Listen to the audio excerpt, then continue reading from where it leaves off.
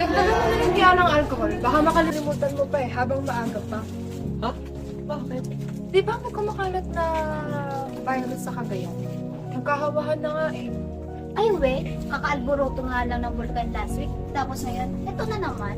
Di ba? Katuwa na naman ng mga delivery rider. Ayun, sakto.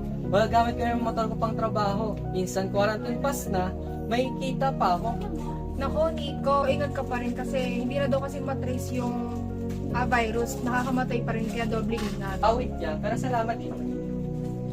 Alam nyo ba, sa mga ganyang insidente talaga natin mapapakinabangan yung confidential funds na yan eh. Para naman makamtan ng bansa natin ng kapayapaan. Ay nako, go Pilipinas.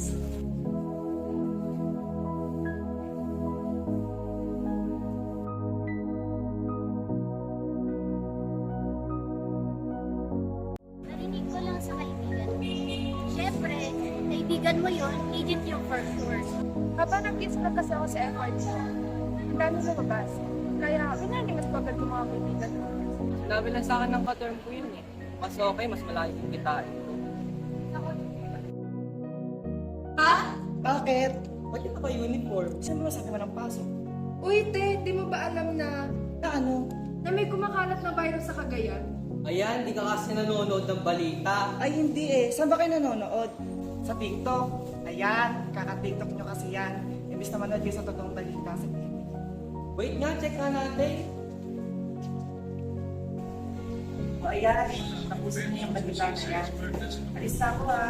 Bye. Ingat.